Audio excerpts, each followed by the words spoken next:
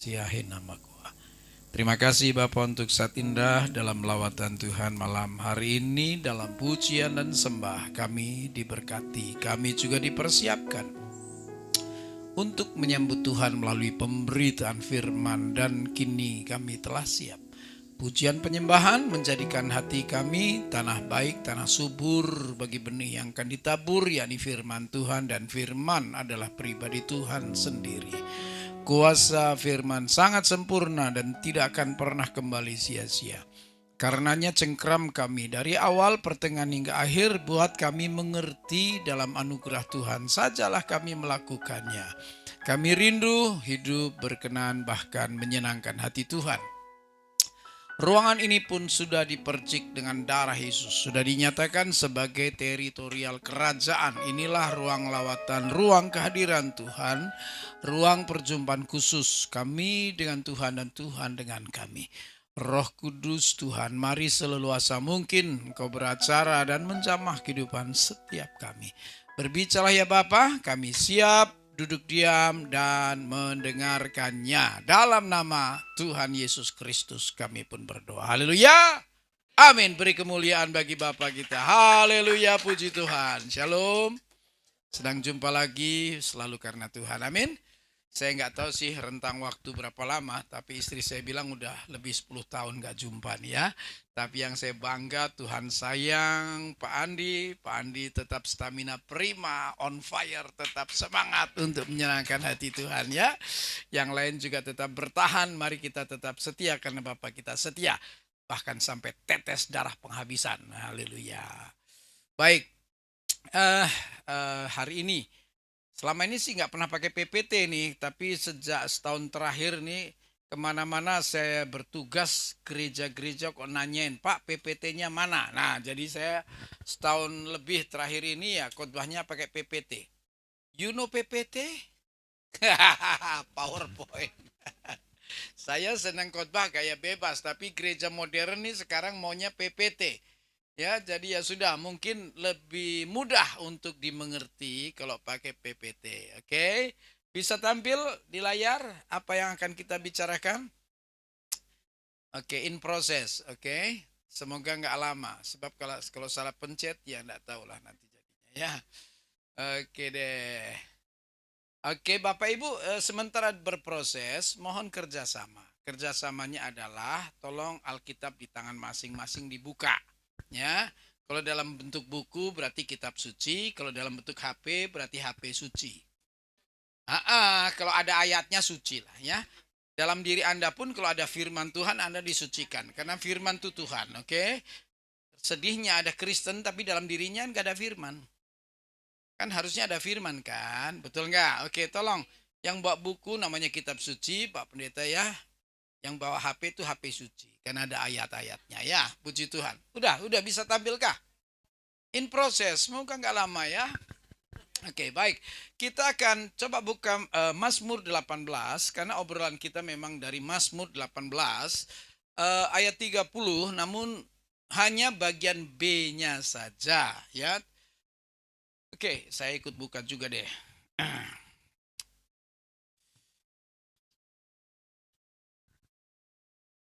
Sudah buka semua?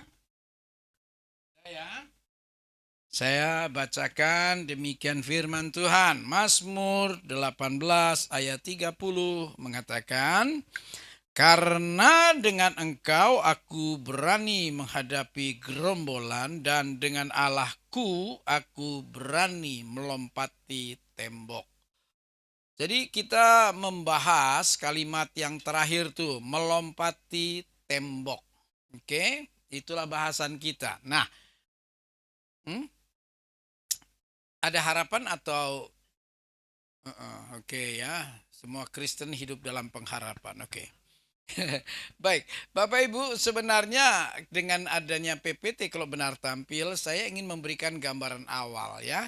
Walaupun tanpa PPT, tolong menyimak dengan baik karena saya ingin gambarkan perbincangan kita. Karena bagi Anda atau begini, kalau Bapak Ibu menemukan kalimat melompati tembok, yang muncul apa sih di pikiran Anda?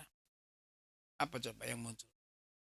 Kalau nggak dibacakan ayatnya, mungkin Anda bilang, ini tema apaan? Pakai acara melompati tembok. Hah? Oh, cocok, luar biasa. Ini ilmu, ini jelas. Kalau bisa langsung bilang masalah ini kan, pasti oma tante kita ini sudah pengalaman. Orang bilang udah banyak makan asam garam kehidupan sehingga sekilas langsung dapat. Oke, ya. Kan jelas loh, saya membicarakan dari Mazmur 18. Jelas ada ayatnya, berarti bisa dibahas. Betul tidak? Baik. Eh saya menghadirkan empat terjemahan Alkitab berbahasa Indonesia, tapi empat terjemahan dari TB. TB itu terjemahan baru, walaupun sekarang ada TB1, TB2. Yang di tangan Bapak Ibu itu TB1 ya. Kemudian AYT, BIS dan MILT ya. Untuk apa ya? Untuk mendapat gambaran awal, karena setiap terjemahan punya penekanannya masing-masing, begitu loh ya. Saya bacakan, Bapak Ibu tolong mengikuti dengan cermat sembari minta tolong Roh Kudus agar paham firman. Firman adalah Tuhan, betul nggak? Untuk mengerti pikiran atau isi hatinya, kita butuh pertolongan Roh Kudus. Oke, mari saya bacakan demikian. TB1 tadi sudah saya baca ulang. Dengan Allahku aku berani melompati tembok. Jadi penekanan utama adalah keberanian. Dengan Allahku aku berani. Ya oke. Harusnya kan Tuhan gak berikan roh ketakutan. Alkitab bilang keberanian kok. Betul tidak? Apalagi bersama Allah. Kalau sampai ngaku bersama Tuhan dan hidup dalam kecemasan, kekhawatiran, ketakutan, aneh punya. Katanya Allahnya hebat. Tapi kok lebih banyak cemas, khawatir, takut. Nah ya, penekanan utama TB1 memang tentang keberanian. Sekarang dari AYT ya, kalimatnya dengan Allahku aku dapat melompati tembok. Tadi kan berani. Betul? Halo, tapi kalau AYT condongnya soal dapat. Kalau saya gaya bebas begini. Kamu berani emang? Berani, emang bisa. Itu loh. Bisa aja berani, tapi belum tentu tentang dapat atau bisa. Betul nggak? Contoh waktu saya pramuka ya. Pramuka kan kadang-kadang kita hiking, camping dan lain-lain ya. Satu ketika kami jalan tanpa bekal dan tentu kelelahan dan kehausan. Aduh gimana ya, minum air sungai kotor, takut kenapa-napa. Terus ada pohon kelapa, kita minum kelapa aja gitu ya. Oke. Gimana kita minum kelapa? Iya. Berani. Termasuk saya juga jawab berani. Ternyata begitu naik sampai di pertengahan, totofore. Itu pohon terlampau tinggi. Berani mah berani. Ternyata nggak dapat, nggak bisa. Halo. Lu penekanan AYT-nya, next. Kita di lembar. Nah ini dia ya. Penekanan pada AYT itu tentang berani mah boleh. Keyakinan bisanya bagaimana? Jangan cuma berani doang. Betul nggak? Oke, nah sekarang dari bahasa Indonesia sehari-hari. Dengan bantuan Allahku, kudobrak pertahanan mereka. Ya, nah andaikan kamu benar berani dan yakin dapat. Berdasar apa keyakinanmu? Ternyata berdasar backup, dibantu oleh tuh dengan bantuan Allah. Halo? Lo bicara tembok, kalau literal, ini kan tembok nih. Tapi bahasan temboknya bukan literal, karena kiasan ya. Ini kan tembok nih. Ya, tembok ya. Betul? Oke, nah Bapak Ibu, ternyata andaikan sebelum saya melompati tembok ada rintangan hambatan, nggak gentar akan kudobrak. Karena aku di backup, dibantu oleh Allahku. Nah, kita semua harusnya bangga loh ya. Karena kita di-backingi oleh zaman Pak Harto, urusan backingan itu kan terkenal. Lu jangan berani sama dia. Backingnya kuat dia mah. Halo, yang paling hebat kan kalau dibilang, lu jangan main-main, dia di-backingi oleh cendana. Kalau udah bilang backing cendana, jangan coba-coba. Berani ngomong hilang dari peredaran. Lo zaman dulu mah bukan rahasia, katanya tembok aja punya telinga, katanya zaman dulu. Kelihatannya Anda bukan WNI ya. Nah, kalau WNI zaman bahala kan paham tuh. bahaya banget, nggak boleh sembarang ngobrol. Sekarang mah kita cucu ruap nggak apa-apa. Iya kan, presiden kita tunjuk-tunjuk juga nggak apa-apa. Iya kan, oke. Sekarang bagian keempat, Mil, terjemahan. Ini ayatnya sama, cuman beda penterjemahan. Oke. Bersama Allahku, aku akan. Nah, akan.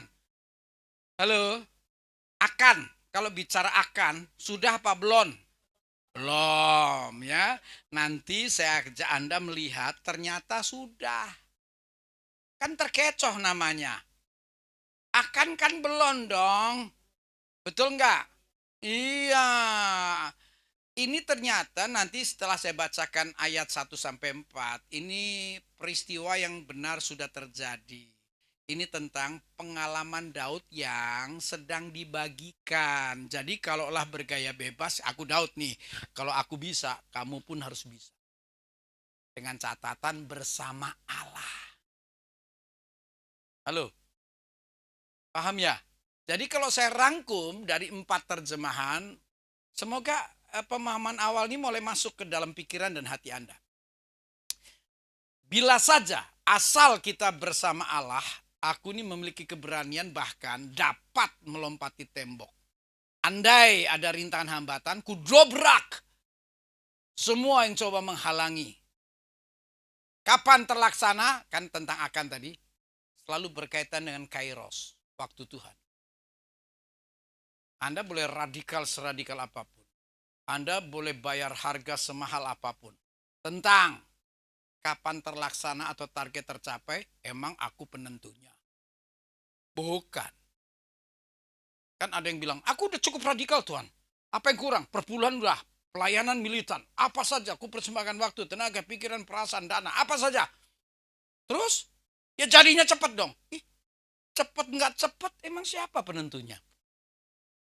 Walaupun logika sih ada. Semakin berani bayar harga, menuju pada percepatan. Kalau Anda semakin kurang berani bayar, pantas perlambatan. Itu sih logika, betul. Tapi tentang waktu tepat yang disebut kairos, itu kan Tuhan punya.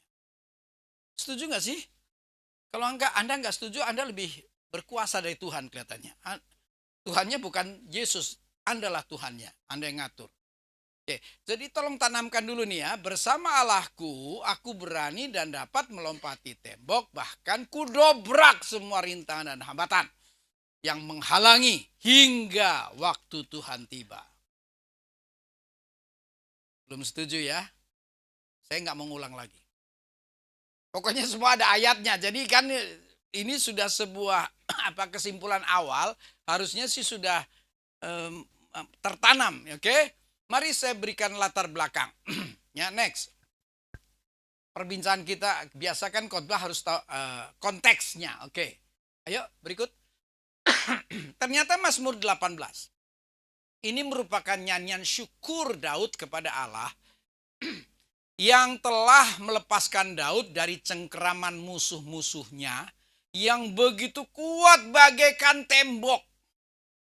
Saya ulang tuh, ada nih, nanti kan saya baca ayatnya. Mazmur 18 ini merupakan nyanyian syukur. Daud bersyukur kepada Allah yang telah, Allah tuh telah. Bukan akan ya, telah kan?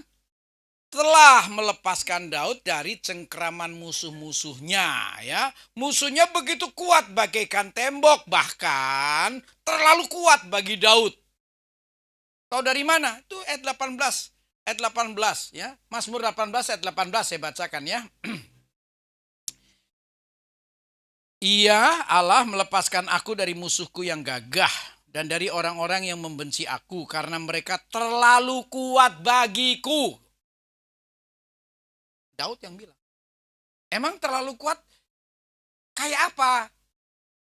Ya, musuh yang kuat bagaikan tembok bahkan terlalu kuat bagi Daud itu kayak apa? Tuh, tertulis tuh. Ya. Pertama, seperti Goliat. Halo. Daud sama Goliat menang siapa? Anda taunya menang Daud sekarang kan? Sudah tertanam dengan baik kan? Coba tarik mundur dong. Emang setara. Daud cuman gembala kok. Masih muda, muka kemerah-merahan. Lawan Goliat, tentara profesional. Dia sudah terlatih. Hah? Daud senjata cuma tongkat. Goliat baju zirah, tameng, tombak, pedang. Daud kuntet. Ini 4 meter hampir raksasa.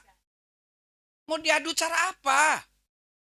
Ya hasil akhir kita semua udah tahu menang Daud. Iya. Coba ditarik mundur. Hah?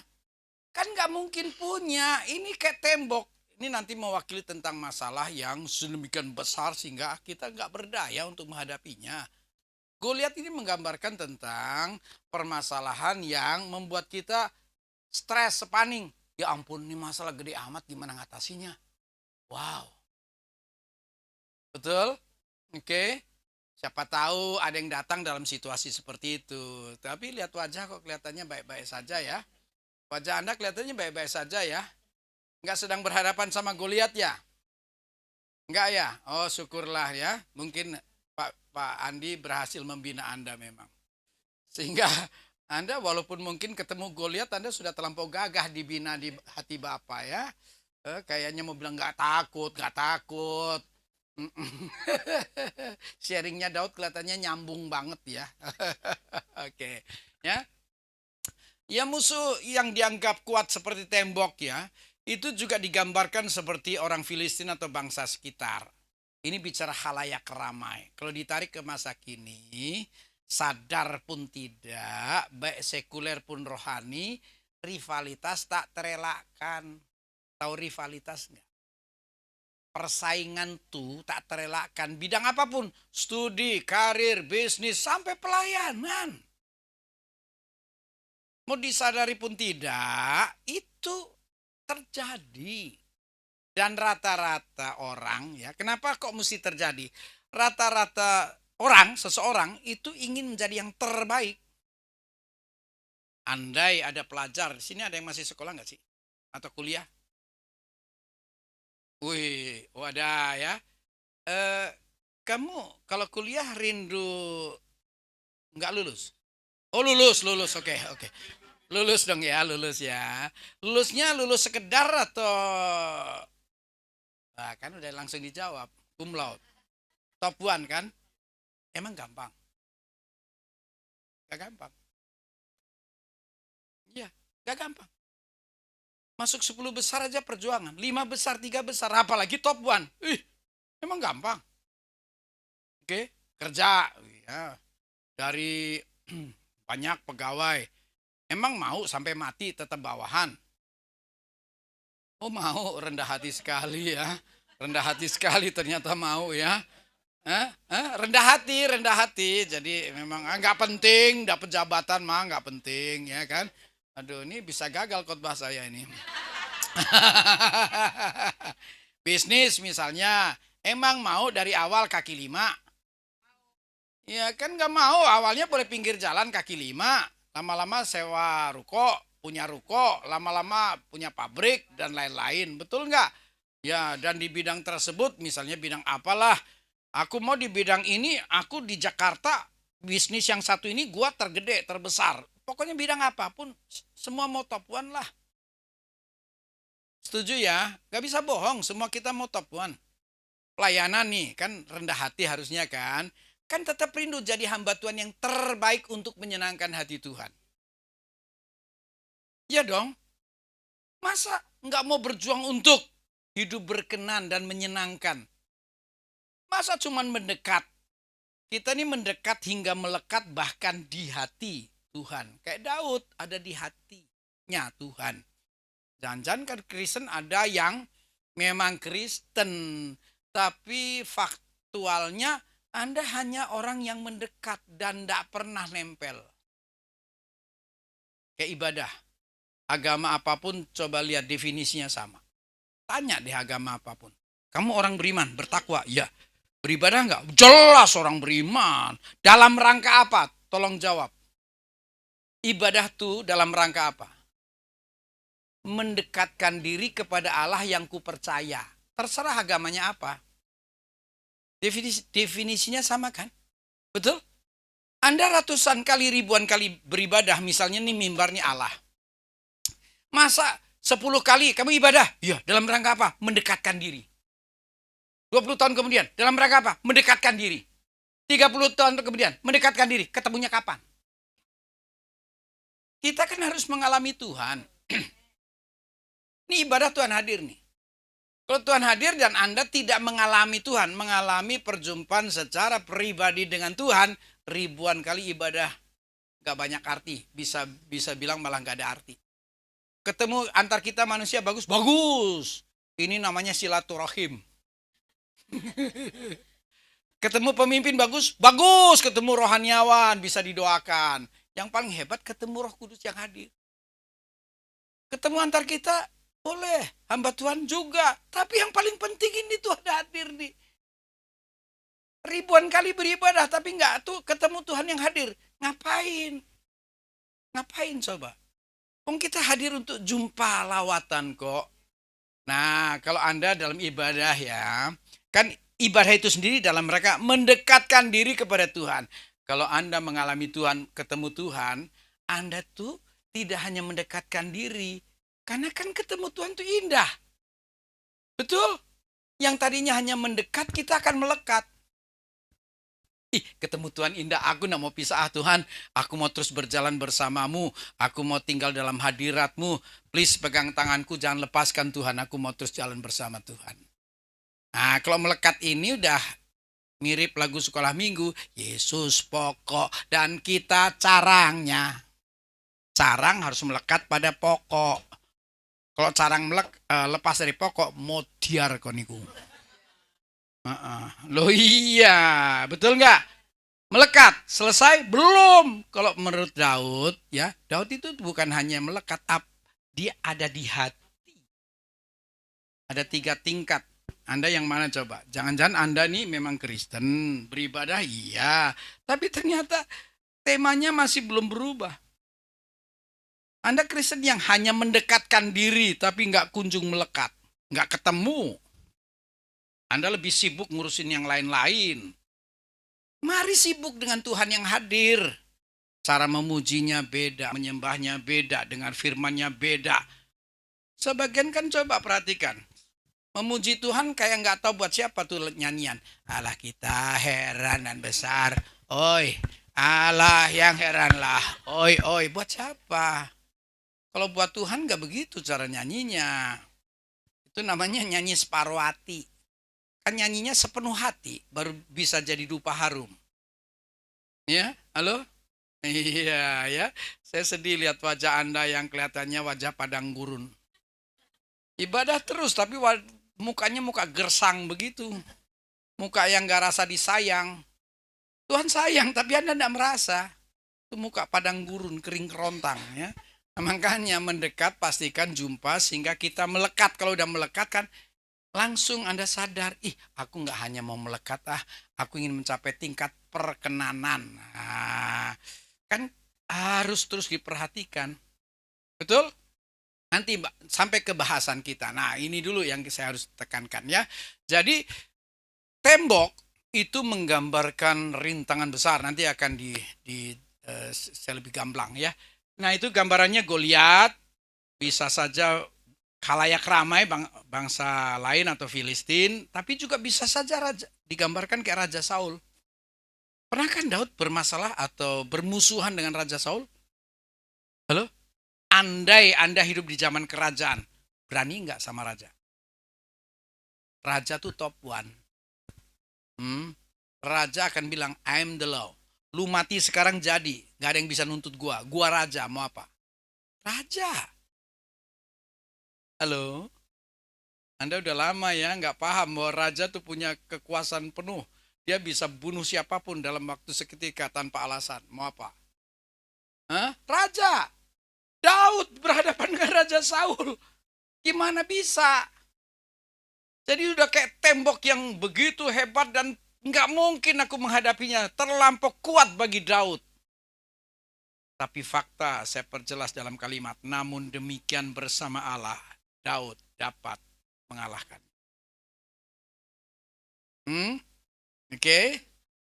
Oke, ini kan tentang latar belakang atau konteks ya. Tapi saya jelaskan juga tentang eh, berdasarkan bahasa asli. Coba muncul, next. Tinjauan bahasa. Tembok itu bahasa Ibraninya SHUWR, cara bacanya sure ya. Diterjemahkan as going about, artinya ini sesuatu yang benar terjadi. Oke, diterjemahkan juga to travel atau journey. Kalau dalam bahasa Indonesia itu bukan dating tapi datang ya, salah ketik. Datang atau membawa ya. Dengan munculnya yang dikatakan tembok ya, itu emang mendatangkan apa? Apa yang hadir dalam kehidupan ini? Halo? Ya. Jadi tembok adalah makna kiasan tuh saya jelaskan. Makna kiasan tentang sesuatu yang kuat dan kokoh yang menghalangi perjalanan hidup. Anda pernah nggak mati langkah? Coba. Jangan sungkan ya. Yang belum pernah mati langkah tolong angkat tangan. Tolong jangan sungkan, angkat tangan. Nanti begitu angkat tangan saya nobatkan Superman. Manusia super yang belum pernah mati langkah. Loh, pergumulan pribadi saja, nggak usah melibatkan orang lain. Kadang-kadang kita nggak tahu loh harus berbuat apa lagi. Butul, butul, ya kan? Bukan betul lagi, udah jadi butul ini, ya kan? Iya, ya kan? Apalagi masalah rumah tangga udah melibatkan orang lain, apalagi pekerjaan lebih banyak lagi, betul? Nah itu dia, betul kan? Iya kan? Jadi kita ini satu ketika berhadapan dengan tembok, ya. Kita berhadapan dengan sesuatu yang kuat, kokoh, yang menghalangi perjalanan hidup. Mati langkah aku ini, gak tahu lagi. Jadi tembok itu makna kiasan ya. Nah, melompati bahasa Ibrani daulah ya. Itu diterjemahkan tulip atau leap over ya. Kan melompat jadi melewati di atasnya. Halo? Oke, leap over ya. Tapi ada terjemahan keduanya, melompat-lompat. Apa nggak aneh? Sebenarnya aneh, tapi kan dari awal saya bilang, ini kan sudah terjadi. Sama halnya kata akan kan belum. Oh, ternyata berkaitan dengan Kairos karena ini sharingnya Daud yang memang pengalaman true story, bukannya teori. Enggak, gua udah ngalamin. Karena sudah ngalamin, walaupun terjemahan awalnya melompati, karena ini sudah terlewati, bisa berubah jadi melompat-lompat. Kayak lagu kuno yang entah Anda masih ingat nggak lagu, coba itu saya tuliskan di PPT, itu lagu lama, munculin dulu nih. Ya, lagu lama nih. Ayo next. Ku kalahkan musuh dan melompat tembok. Haleluya. Haleluya. Ku kalahkan musuh dan melompat tembok. Haleluya. Haleluya. Berdasar apa? Janjinya lah kemenangan. Dia batu keselamatan. Ku kalahkan musuh dan melompat tembok. Haleluya. Haleluya. Jadi melompat, kita bisa melompati tembok walaupun bentuknya kayak Goliat, Filistin, Raja Saul. Itu karena berdasarkan janji Allah yang akan memberi kemenangan. Ini kan lagu kuno.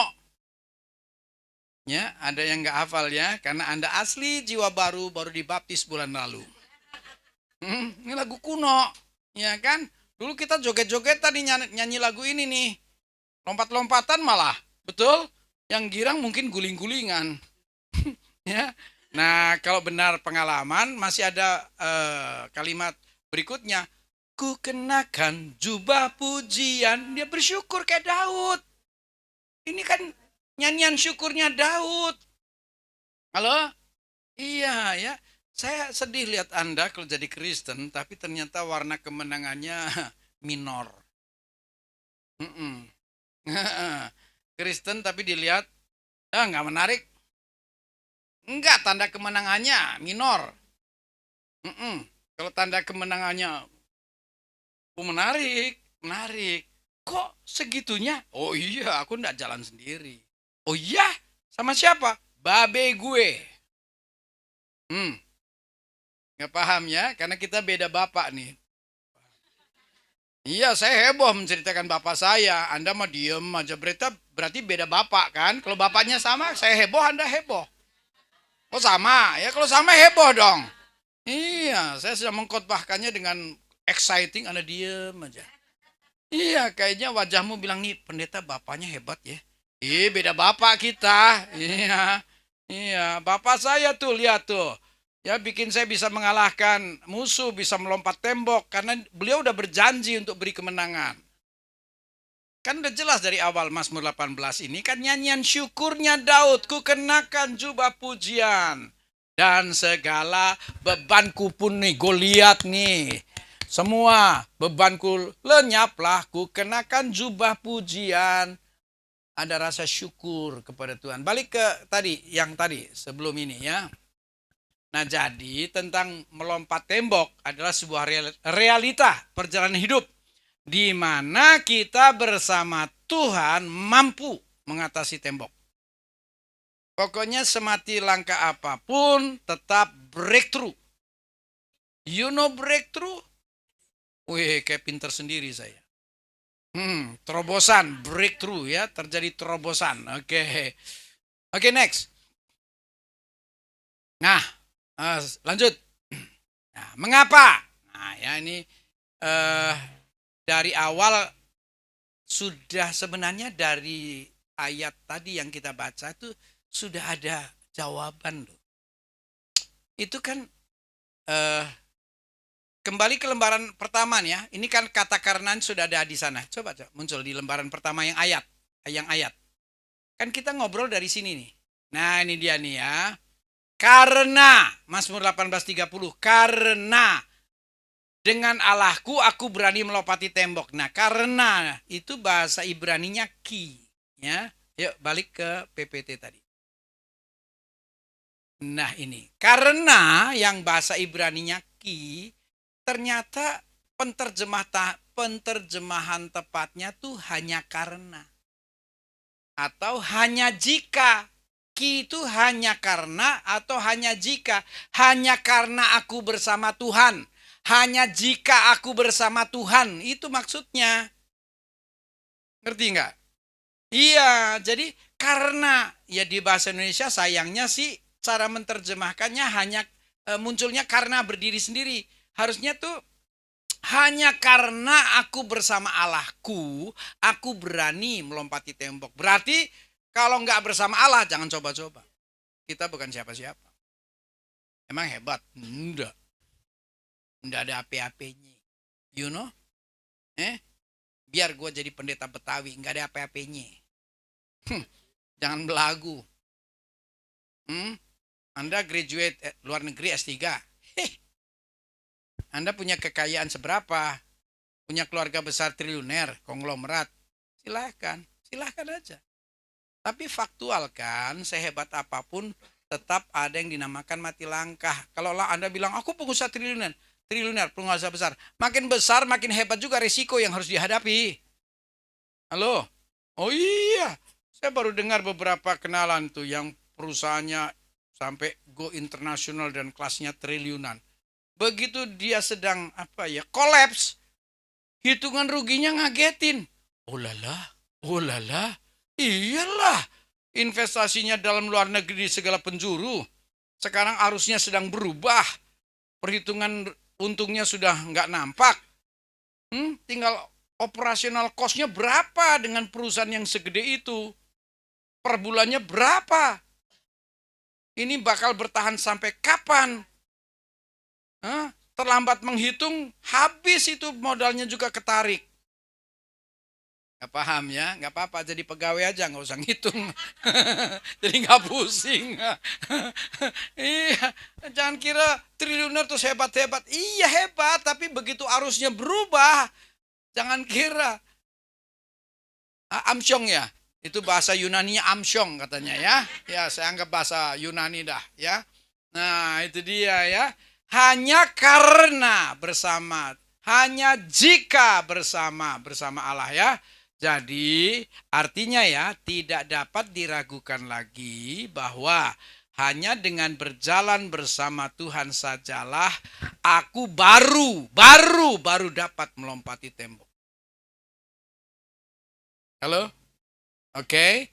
Jadi kuncinya nih untuk melompati tembok harus. Jangan coba tawar. Pokoknya hal melangkah, hal melakukan, hal beraktivitas, apa saja. Harus. Harus apa? Bersama Tuhan. Oke? Halo? Ini kelihatannya khotbahnya kasar kali. Saya mesti lembut kali ya. Ya, enggak, sebagian Anda kelihatannya agak gerah dengan saya ini. Iya ya. Lantang ya? Oke. Iyalah. Iya. Oke, saya soalnya kadang-kadang juga heran, sudah lantang pun masih ada aliran tidur dalam roh. Ya, saya juga heran mesti bagaimana cara khotbah saya ini ya. Merenungkan. Oke. Iya. Tapi sih saya lebih suka ya kalaulah khotbah, tugas khotbah gitu ya. Di mimbar tuh disiapkan, khusus saya yang khotbah, siapkan pistol air. Buat yang ngantuk-ngantuk ku tembak kau, crot. Airnya ku campur pakai cabai biar pedas sekalian ya. Iya kan? Udah ku coba khotbah sebaik mungkin, tetap ada aliran tidur dalam roh. Kan susah, ada ayatnya kali ya. Ya, nggak apa-apalah, atur aja ya. Oke, yuk, next. Nah, entar ya, sebelum next, balikin dulu ya, kan ini tentang bersama Tuhan. Tuhan yang bagaimanakah gerangan, yang ketika aku bersamanya, aku bisa melompati tembok. Aku bisa mengalahkan Goliat. Aku bisa mengalahkan persaingan ketat. Aku bisa mengalahkan model-model Raja Saul yang kan dalam pergaulan ada orang-orang yang cenderung dominan. Duh, Saul, gambaran Saul kan dominan banget. Bukan hanya dominan, dia bisa merampas bagian dari hidup kita kok. Ngerti nggak? Ngerti ya? Saul. Daud berhadapan dengan Saul. Nggak ada apa-apanya Daud mah. Habis dia. Betul? Kita kan kadang di pergaulan ini ketemu. Entah ada pangkat atau nggak ada pangkat. Orang-orang yang kayaknya penguasa teritorial. Iya, jangan coba lihat dia kelamaan. Natap dia lebih lama beberapa detik aja. Apa? Kayak ada pangkatnya, nggak ada pangkat aja galak. Hah? Iya. Iya, bisa ketemu kan? Nggak ada pangkatnya dia, tapi galak lu. Heran bener. Kayak penguasa semesta. Apa? Nggak ada apa? Roh ya? Nggak mudeng saya kalau nggak ada roh ya. Nggak apa-apa kalau sudah ya. Ya. Oke, bersama Tuhan yang bagaimana? Baru lembaran selanjutnya ya. Tuhan yang bisa diandalkan tuh. Ini lihat nih ayat 1 sampai 4 ya. Kan kita memang di Mazmur 18. Saya baca ya. Ini kan judulnya lihat, nyanyian syukur Daud. Di Alkitab Anda kan ada tuh kan. Judulnya nyanyian syukur Daud. Untuk pemimpin biduan dari hamba Tuhan, yakni Daud, yang menyampaikan perkataan nyanyian ini kepada Tuhan pada waktu Tuhan telah kan? Telah melepaskan dia dari cengkraman semua musuhnya, termasuk Saul, dan dari tangan Saul. Ayat 2, ia berkata, aku mengasihi engkau, ya Tuhan kekuatanku. Coba lihat nih. Kalau orang Kristen mengatakan kalimat aku mengasihi engkau, Tuhan, seringkali kan kaitannya bermanjaria. Bermesra-mesra, belai-belai. Ini nanti arahnya nih, Kristen rapuh. Lihat ini kalimatnya, aku mengasihi engkau ya Tuhan kekuatanku. Ini iman realistis. Karena nanti kaitannya menaklukkan Goliat, Filistin, Raja Saul. Kristen kadang-kadang kalau memang iya kita disayang Tuhan, tapi kalau terus dikaitkan dengan hanya berkasih mesra, Anda tuh cuman mau gampang-gampang kok, dasar pemalas. Iya. Begitu Tuhan bikin terlambat berkat aja ngambek. Apalagi ada pembatalan berkat. Oh, ngamuk. Bukan ngambek, ngamuk. Tolak pinggang, terus mukanya ke atas. Kenapa begini? Ngamuk. Hati-hati Anda kalau berani tolak pinggang terus begini. Bukan hencok. Takutnya ketemu malaikat jahil. Kurang ajar kau itu. turun dari atas. Raja yang dimuliakan kok berani bentak-bentak. Kurang ajar kau itu. Hah? Gigi copot 3 kau. Ada tahu dirinya kan? Ya. Ia berkata, aku mengasihi engkau ya Tuhan, kekuatanku. Tuhan yang diandalkan. Ayat 3, ini nanti yang saya bikin tulisan merah, ini disebut metafora atau penyebutan. Ya, memang tetap kiasan, tapi penyebutan tentang Allah. Kata penyebutan itu menggambarkan kehebatan. Ya, Tuhan kita nama asli Yesus, nama sebutannya Kristus. Ngerti nggak tuh? Namanya Yesus, sebutannya Kristus. Nah ini yang merah-merah nih sebutan. Sebutan menggambarkan kehebatan yang bersangkutan. Saya kasih contoh dunia tinju. Dulu ada petinju, musuhnya ronde 1 tumbang.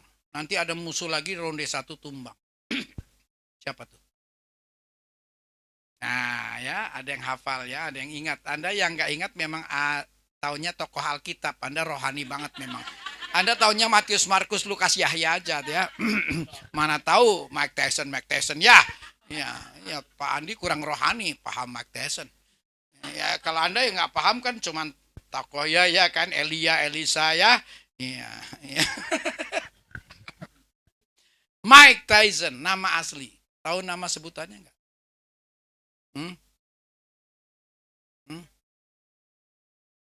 Ini ada yang bilang leher beton ya. Ya, tapi leher beton, saya mau bahasa Inggrisnya.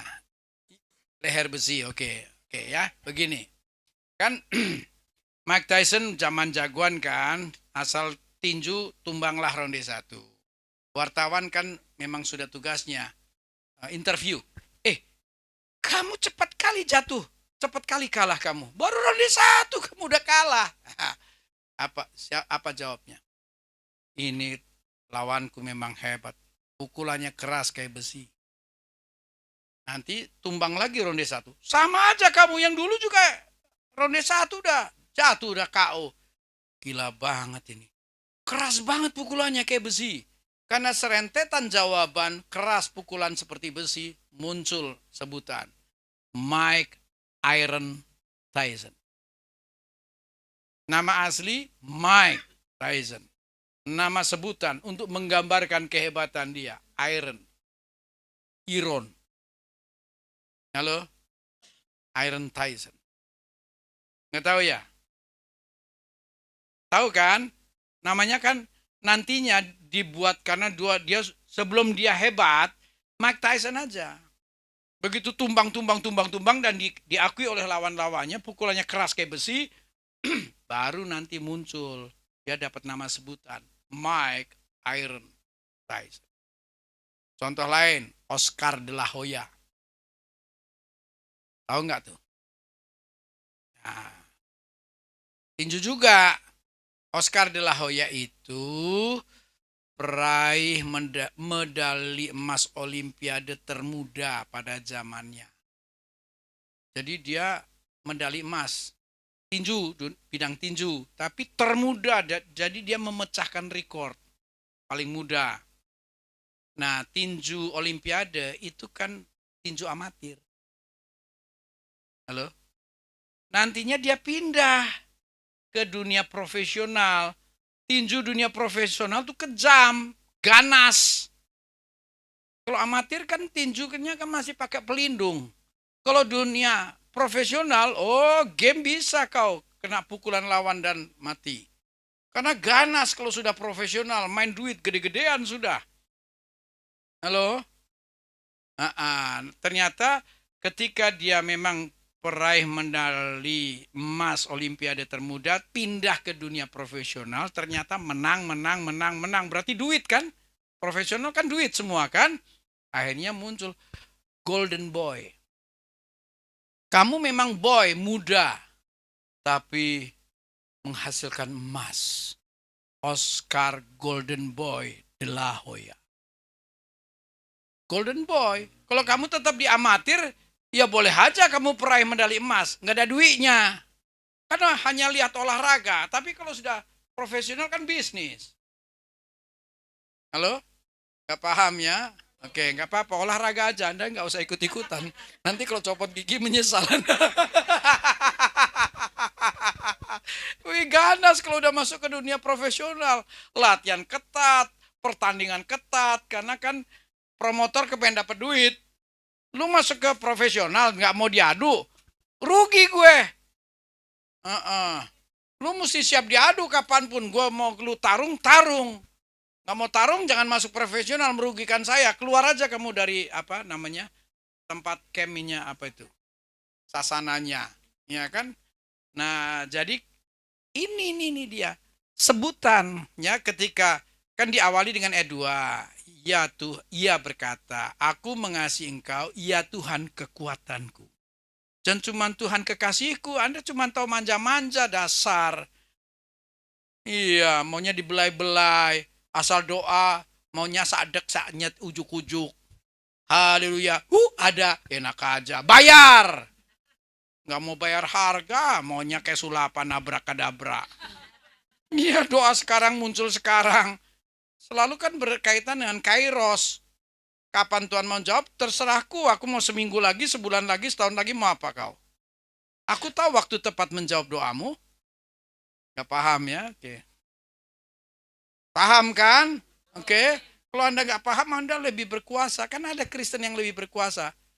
Ada, Tuhan, aku mengasihimu, aku percaya padamu, dengar permintaanku, 1, 2, 3, 4, 5. Jangan gak dijawab Tuhan, jangan coba gak dijawab, oke? Kalau sampai gak dijawab, aku gak mau kasih perpuluhan. Aku gak mau pelayanan. Tuhan dijadikan jongos ya, ngawur aja ya. Oke, lihat nih ya, penyebutan ya Tuhan itu dia bahasa aslinya tuh Jehovah ya. Begitu ya Tuhan yang dikaitkan dengan ya Tuhan kekuatanku, Jehovah, muncul 3 sebutan, bukit batuku, kubu pertahananku, penyelamatku. Kegambar nggak tuh? Saya mulai dengan bukit batu. Bukit batu tuh tinggi apa rendah? Bukit. Anda nggak kebayang tuh. Anda tuh diposisikan di bukit batu untuk dilihat orang banyak untuk menjadi kesaksian. Bukan di tempat rendah, bukit batu. Anda tuh dibuat sukses untuk jadi, lihat nih anakku, lihat nih. Nih lihat anakku nih. Yang mengandalkan, ya Tuhan kekuatanku, lihat nih. Ku taruh dia di bukit batu. Oi, lihat, ini anakku, lihat. Halo? Hanya begitu? Enggak, dia bikin sistem pertahanan tuh. Kubu pertahanan. Tuhan sudah lambungkan kita sukses, entah di karir, entah di bisnis, apa. Dijaga, ada kubu pertahanan. Kalau saja ada yang menyerang, penyelamatku. Seberapa yakin Anda? Itu tadi ayat 2. Aku mengasihi engkau, ya Tuhan kekuatanku. Jangan cuma bilang, ya Tuhan kekasihku. Maunya dibelai-belai kau. Maunya serba fasilitas. Kerja juga kagak. Halo? Ini realistis, nih iman realistis. Ya Tuhan kekuatanku. Nanti ada penyebutan gelombang kedua. Allahku. Ya, begitu Allahku, bahasa aslinya tuh muncul kata El. El itu maha. Tentang kemahaan. Maha agung, maha mulia, maha dahsyat, maha ajaib, maha. Nah, jadi kalau dikaitkan, Daud sepertinya mau bilang, ya Tuhan yang maha. Kan tadi Yehova. Ya Tuhan itu tertulisnya kan Yehova. Muncul 3 penyebutan. Tapi terus dia menyebut lagi. Allahku, itu kan bahasa Indonesia. Tapi dalam bahasa aslinya kan munculnya El. El itu maha. Jadi Yehova yang maha. Nah, begitu dia berubah menyebut Allah. Ya tadi pertama kan Tuhan, sekarang Allah. Ternyata cara pengungkapannya muncul beda lagi. Dimulai dengan gunung batu. Tinggi mana? Bukit batu sama gunung. Gunung. Tuhan nggak berhenti memfollow up. Halo? Iya. Anda dibuat lebih melambung. Tapi ingat, sumpama apa sih ungkapan di luar ya? Bicara sukses kan sumpama pohon yang semakin tinggi. Kalau pohon semakin tinggi, apa jadi? Angin semakin kuat menerpa. Betul nggak? Tapi lagi-lagi lihat tuh muncul apa? Walaupun kamu kuangkat lebih tinggi, kamu tetap terlindung. Kalau yang pertama kan menciptakan sistem pertahanan, kubu pertahanan. Tapi ini begitu dilambungkan lebih tinggi, wow, angin semakin menerpa. Tuhan El, Yehova yang Maha, itu membuat aku terlindung. Aku baik-baik saja. Halo? Ya, bahkan dia buat perisai, menangkis, bahkan counter attack, tanduk keselamatan. Anda lihat ada binatang yang pakai tanduk, buat apa? Hah? Buat nanduk kan? Iya, ya. Guna apa? Kota benteng. Anda berada di satu tempat yang aman. Halo? Kota yang ada seperti benteng. Ada apa ya? Ya, nggak gampang diserang, benteng. Tahu benteng kan ya? Oke, nah ayat 4-nya, terpujilah Tuhan seruku. Ini dia, ini kan harus dibiasakan ya. Kita harus terbiasa menjadi Kristen yang berseru, yang berkomunikasi, yang bergaul intim nantinya ya kan, jenjang sampai tingkat keintiman. Terpujilah Tuhan seruku, maka aku pun selamat daripada musuhku. Ya tadi, lihatkah Filistin, Raja Saul, yang sebenarnya nggak mungkin kita hadapi. Tapi kalau kita biasa berseru, terpujilah Tuhan seruku, maka aku pun selamat daripada musuh. Halo? Paham? Oke, poin terakhir. Senang dengar poin terakhir? Banyak penggemar, oke. Nggak apa-apa, ya banyak penggemar. Kalau iya, pendeta khotbah lama kan mukanya kenceng. Begitu pendeta bilang poin terakhir, mukanya muka kelegaan ya. Lama-lama aku jepret kau. Iya, banyak sekali penggemar poin terakhir ya. Gak seneng saya tahu kak. Ngobrolin apa sih? Melompati tembok. Yuk, lembar terakhir. Melompati tembok tuh sebenarnya ngomongin dua hal. Ngomongin upgrade and territory. Ya. Bentar, tembok. Ya ini aja tembok nih.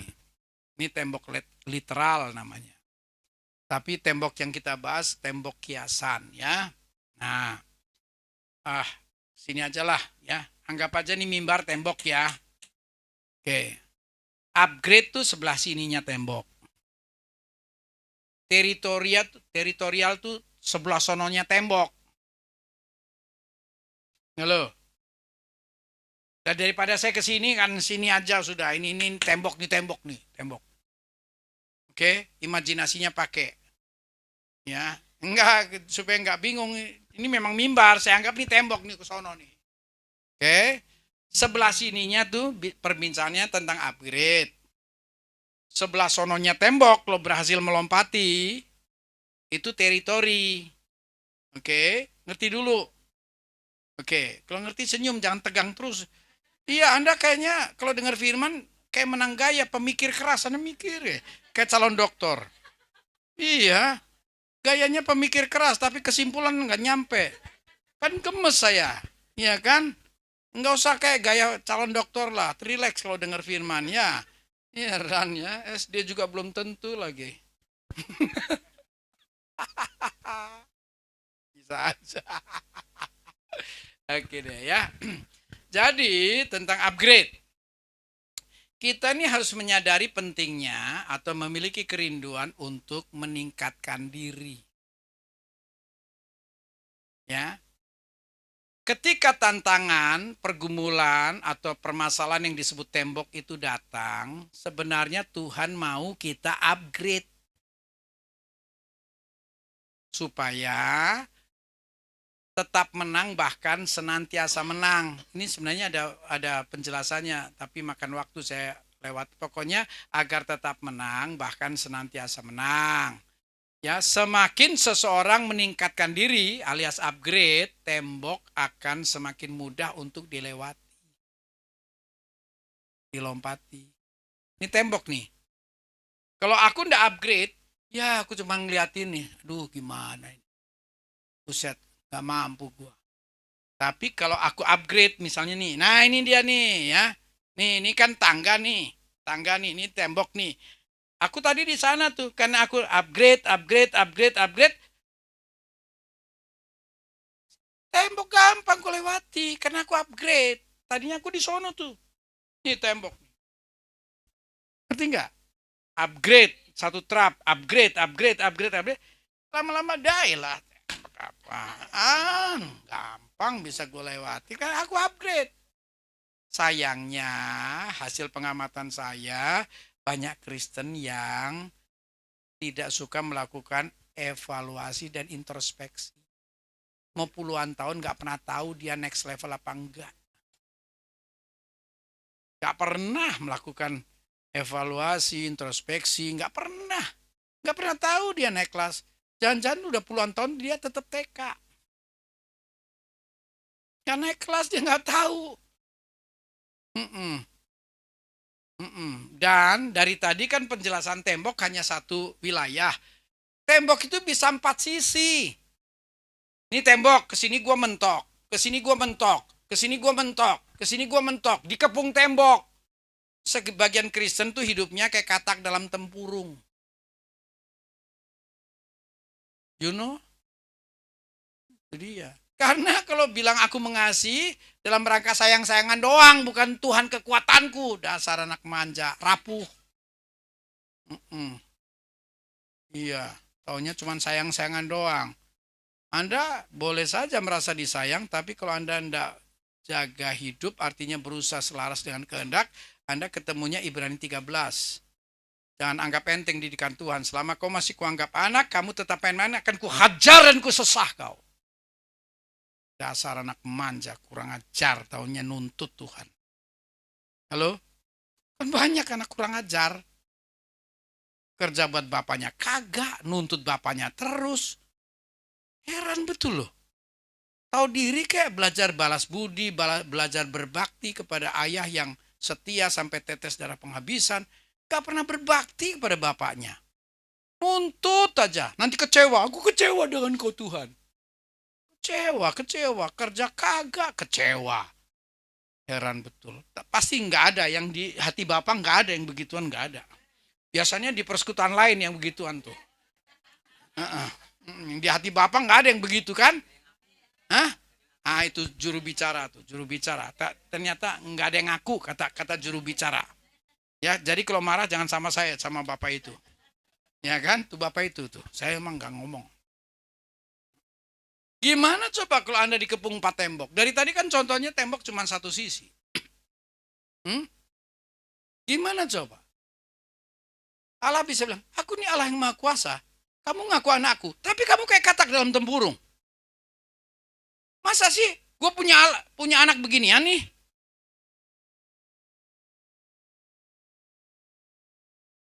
Nah ya, jadi perbincangan melompati tembok pertama, Tuhan mau kita tuh menyadari pentingnya upgrade. Agar tetap menang, bahkan senantiasa menang. Karena semakin seseorang next level, upgrade, meningkatkan diri, tembok akan semakin mudah untuk dilewati. Gitu loh. Upgrade, ya kan kebetulan ada contoh tangga nih, ini kan susah nih saya kan. Ya, ini tembok nih. Saya mau melangkah tetap aja di situ, saya melangkah tetap aja di sini kan. Tapi itu kan ada tangganya kan. Nah, sekarang teritori. Teritori adanya di balik sana, di balik tembok kalau kita berhasil melewati. Di balik tembok ada wilayah baru yang mungkin belum pernah kita masuki. Percayalah, di balik tembok tuh, ya, ada sesuatu yang indah.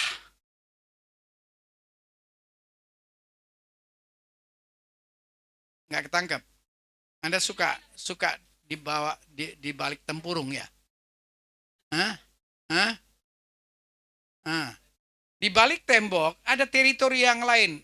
Ada pengembangan teritorial, perluasan wilayah. Di balik tembok tebal yang kita hadapi, ini bisa jadi wilayah yang belum pernah kita masuki.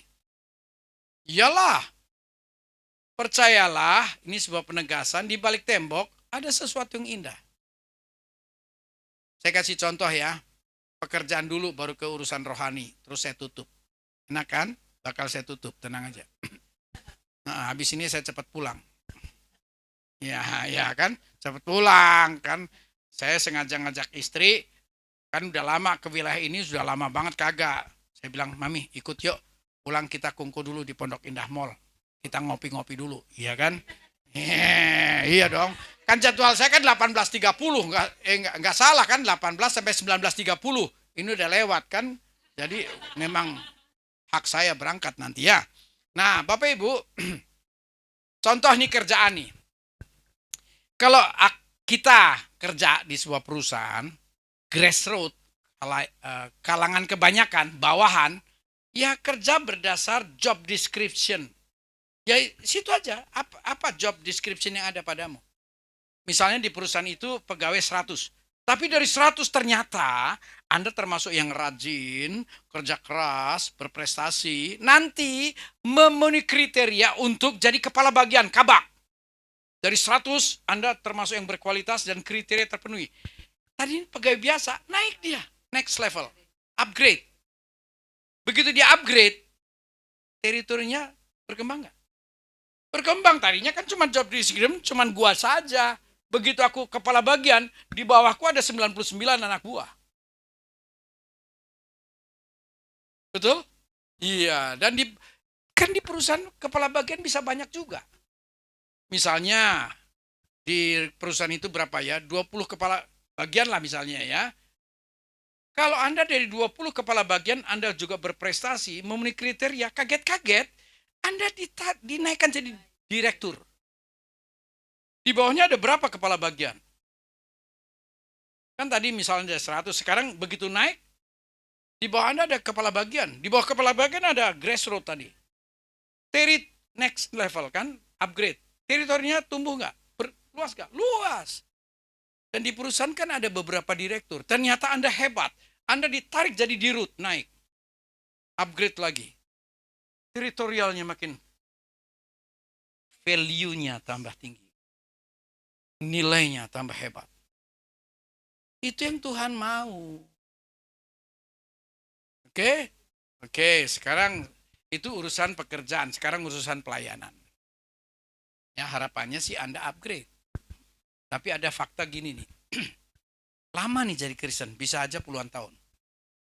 Ya, satu ketika ada obrolan tentang, siapa yang doa-doa? Kamu deh. Enggak, gua enggak. Suruh doa aja, ngau. Puluhan tahun jadi Kristen, doa aja kagak. Gemes banget saya. Hah? Segitu takutnya. Anda berhadapan dengan tembok ketakutan. Emang doa itu apa? Doa itu deklamasi, kelebuntutnya A semua, kelebuntutnya I, Bapa kami yang di sorga, A semua. Hah? Doa itu kan apa yang ada di pikiran dan hatimu, kamu ngomong sama bapamu. Gak pakai direkayasa, dikarang-karang. Disuruh doa, apa? Kamu suka ngomong gak sama babe? Ngomong sekarang doa. Halo? Karena dimotivasi, lama-lama berhasil dia mengalahkan tembok ketakutan. Dia mulai doa. Anda nih kalau sampai puluhan tahun doa pun Anda kagak. Pak, Anda nggak terusik ya? Hah? Teritorialnya, teritori rohaninya. Aneh lu ya. Bisa-bisanya. Oke, nantinya dia udah mulai berdoa, oke? Ternyata kita memang saling memotivasi untuk tumbuh. Hebat, aku senang sekali ya. Kamu sekarang pimpin doa. Gini loh, gimana kalau minggu depan kamu mulai bersaksi? Bersaksi? Wah, ilah, enggak deh, wah. Bapak kita hebat, nggak mungkin nggak punya pengalaman yang hebat. Kecuali bapak kita bukan siapa-siapa. Kalau bapak kita bukan siapa-siapa, apa pengalamannya? Bapak kita hebat.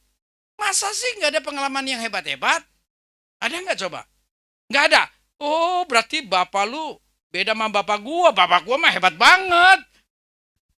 Loh, kita bapaknya sama. Masa anak satu disayang yang lain tidak? Semua disayang. Iri dong saya nanti sama Pak Andi. Pak Andi dari tadi kalau diajak ngomong tuh aku disayang Tuhan, aku disayang Tuhan. Terus-terusan begitu, aku disayang Tuhan, aku disayang Tuhan. Untung aku juga merasa disayang, jadi saya nggak iri. Saya juga disayang. Oh. Coba sayang nggak disayang. Saya kan dari tadi jadi ngeliatin Pak Andi terus kasihan banget gua nih. Dia disayang, gua kagak. Saya juga disayang. Hah? Nah, lama-lama karena kita saling... Coba ingat-ingat deh, coba. Kamu percaya Tuhan selama ini. Tuhan bikin apa untukmu? Oh iya ya, iya benar. Tahun kapan? Tahun ini. Oh iya. Saksi lu. Jangan kagak. Nah, karena dimotivasi, tembok ketakutannya gugur, dia berhasil. Teritorinya tumbuh lagi. Ngerti nggak tuh? Hah? Iya, oke. Lama-lama kita kan terus saling motivasi. Bagus banget lu ya, kamu pingin doa, kamu bersaksi. Gini, gimana kalau singer. Ih, gua pales. Halo? Loh iya kan kadang alasan kan pales. Ya toh? Tuhan gak lihat suaramu yang pales, lihat hatimu tahu. Iya, zaman dulu KKR itu kayak jamur. Saya KKR di berbagai kota hampir pasti didampingi artis. KKR zaman dulu kan begitu tuh. Nggak cuman pengkhotbah. Selalu aja. Saya KKR di kota manapun ada aja nanti artis A, B, C, D bergantian tuh tampil. Demi daya tarik. Supaya berbondong-bondong orang datang. Tapi buntutnya nantinya saya keki. Karena yang lebih dihormati artis daripada hamba Allah. Bangga gemes saya. Kamar hotel pun lebih mewah artis daripada hamba Allah. Mentang-mentang kita hamba. Hah? Itu dia. Anda tahu kalau saya mau ngomong apa adanya. Ya, nanti kan terbukti artis-artis itu belum bertobat. Nantinya lebih indah mana? Nantinya saya kasih banding ya. Dan di dalam sebuah gereja kan kadang-kadang nih ada ruang kesaksian, ya oke? Nanti tahu-tahu ada seorang ibu kah bersaksi, terus dia ingin mensyukuri Tuhan dalam bentuk nyanyian, ya kan? Dia karena bukan artis kan suaranya ya nggak sebagus artis. Betul, nyanyi pun kadang nggak sempurna. Nyanyi berapa kalimat tuh Tuhan jadi lagi. Loh iya kan namanya kesaksian. Dia terharu banget dengan perjalanan imannya bersama Tuhan. Artis suara emas tidak menyentuh. Ibu suara terputus-putus. Ada yang dijamah. Artis kayak mekar, kayak merak. Gemes saya tahu. Berapa kali saya kakek di berbagai kota. Didampingi artis. Apalagi yang pakai rok-rok tinggi. Sudah suruh bersaksi roknya tinggi begitu. Kok yang pantas gimana sih? Ini beginian dipakai. Gemes banget saya itu. Panitia kok, ya ampun. Mendingan ibu-ibu yang mungkin suaranya pelatat-peletot gak genah. Tapi karena dia bersaksi pengalamannya bersama Tuhan. Malah sementara ibu yang nyanyinya gak sempurna. Yang lain nangis.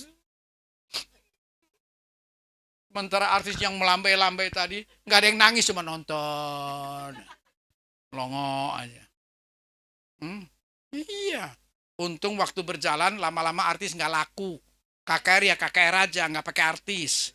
Nah itu baru saya seneng banget. Seneng banget saya KKR tanpa artis. Ini asli KKR. Kalau artis bukan Tuhan yang dimuliakan, artis yang dimuliakan. Gemes banget saya mah. Iya kan dulu begitu ya, tapi lama-lama perkembangannya bagus, artis nggak pakai. Begitu ada panitia, undang siapa? Nggak pakai undang. Cukup firman, cukup. Pujian penyembahan, cukup. Lo artis? Nggak penting lagi artis. Itu udah terbukti tuh artis-artis mana. Hidup barunya juga nggak kelihatan. Nggak usah pakai artis-artisan lagi. Nah itu baru asli KKR. Aduh, saya baru lega sebagai hamba Allah. Ya kan? Nah, ya tadi udah tuh dari doa, saksi, singer. Gini, kita kan kadang-kadang WL-nya berhalangan. Kamu siap-siap. Wut. Iya, betul? Nah, saya bina siapapun kan dari bukan siapa-siapa. Nanti dia ya tadi doa kah, saksi kah, sampai WL, sampai sampaikan renungan. Nanti malah bukan siapa-siapa, nantinya saya rekomendasi jadi PDP, nanti jadi PDM. Terakhir malah setara dengan saya, sama-sama PDT. Loh, di gereja kan 3 jenjang. Pendeta pembantu, pendeta muda, pendeta tua. PDT, saya pendeta tua tampil muda. Ya, sudah saya atur, memang begitu kalimatnya. Sudah saya atur. Iya, saya tahu orang semua basudara, Yono, iya, saya namanya jadi Nono. Yono, ya toh, Yono, toh, ya toh. Aduh, jadi Yono saya namanya ya. Kris Muntu jadi Yono, ya nggak apa-apa udah. Ya, jadi perbincangan melompati tembok itu 2 hal. Sadarlah pentingnya upgrade. Sebab kalau Anda bisa melompati tembok, Anda akan menemukan wilayah lain. Terjadi perluasan teritorial, pengembangan wilayah. Ya, Anda yang tidak kunjung berdoa, malulah. Nggak bagus banget lah. Berdoa, mulailah bersaksi. Di gereja tuh sebenarnya nggak ada pengangguran. Nggak boleh ada pengangguran. Saya ini tahun ke-39 jadi hamba Allah. Jamaah. Oi jamaah. Haleluya, ya kan? Tahun-tahun awal tuh saya cuma nyapu-nyapu. Ini ruang ibadah nih, saya sapu, sepel, saya atur kursi lurus-lurus. Begitu rapi, Tuhan terima kasih dapat kesempatan melayani. Ruang ibadah semua sudah bersih. Semua yang akan masuk pasti menikmati. Begitupun saya udah puas, saya udah senang bisa melayani. Cuma nyapu-nyapu. Iya, orang lain belum. Saya cepat datang tuh mau nyapu-nyapu. Saya bersihin ruangan. Sepel bersih-bersih. Sudah saya atur lurus-lurus kursinya. Terus saya lihat sana sini, ada yang kotor kah tidak, sudah rapi semua. Aduh senang ya, Tuhan terima kasih. Inilah ruang kehadiranmu, puji Tuhan. Gitu aja udah terharu. Emang kira nantinya saya seperti ini? Enggak. Orang saya sudah ngepel aja udah seneng. Udah puas. Halo? Iya, tapi kan nantinya tumbuh. Enggak lanjut, saya mau tutup. Enak aja lanjut. Main lanjut aja, saya mau tutup. Iya, atur Jo lagi Yono. Enggak lah, cukup dulu lah, ya kan? Ya, ya. Jadi ini yang saya khotbahkan true story, bukan teori, ya. Kebetulan saya pengkhotbah juga ngalamin apa yang dialami Daud. Saya juga mengalami segudang orang-orang model Goliat, ya, masalah-masalah besar yang membuat saya mati langkah, ya kan? Persaingan yang kadang-kadang sangat tidak nyaman, apalagi dalam pelayanan, ya. Kadang-kadang di pelayanan ada yang main sikut-sikut, ya ampun, ini kan pelayanan.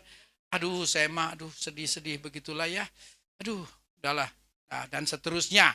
Tapi yang penting karena bersama Tuhan aku melompati tembok. Begitu aja ya. Tuhan Yesus berkati. Haleluya. Tundukkan kepala, tutup mata, masuk dalam sikap doa dan menyembah Tuhan. Musik hantar kita teduh.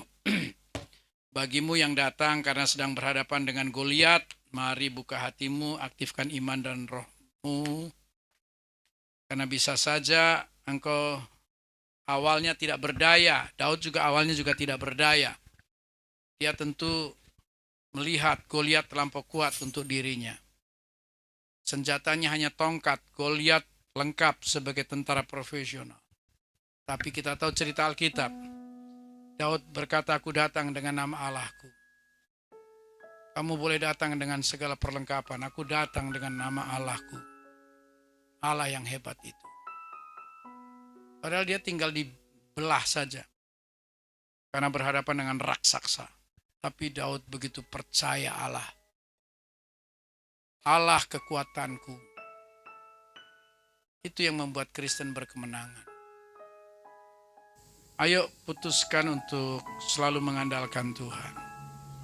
Kalau datang dalam kesesakan, Anda sedang menghadapi tembok dari 4 sisi bahkan, arah manapun kau mati langkah, mulai berkata, ya Tuhan, aku mengasihimu, engkaulah kekuatanku. Haleluya. Haleluya, glory, haleluya. Oh Yesusku, segala puji, segala hormat hanya bagimu. Yesus penolong sejatiku, Yesus pembela yang takkan pernah gagal, Yesus Allah yang hidup. Haleluya, oh glory. Haleluya. Ayo bebaskan rohmu, undang Tuhan. Aku mengasihimu ya Tuhan kekuatanku. Engkau bukit batu pertahanan penyelamatku. Haleluya. Oh Lord, haleluya, glory. Yesusku, tiada yang lain. Yesus kekasih jiwaku. Oh, jamah ya Bapa, jamah Roh Kudus Tuhan, jamah. Jamah sempurnakan kehadiran-Mu. Meteraikan sabda firman-Mu. Ya Tuhan, haleluya, glory, oh Lord. Wala wala wala hasiahe ena hamakwa. Ena yana makarasundi di ando.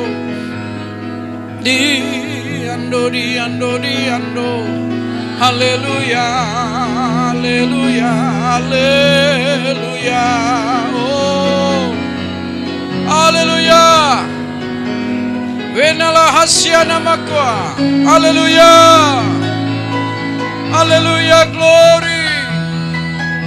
Haleluya. Oh Lord.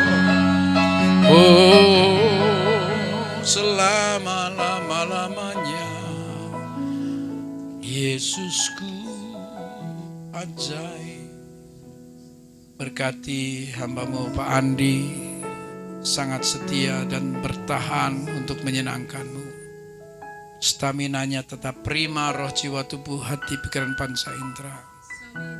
Terpujilah Engkau pembela agung, terpujilah Engkau yang menyempurnakan iman. Hari-hari barunya indah bersama-Mu ya Tuhan. Karena orang tua beriman, anak, mantu, bahkan semuanya, bahkan sampai generasi yang keempat pun dalam perlindungan berkat-Mu ya Tuhan.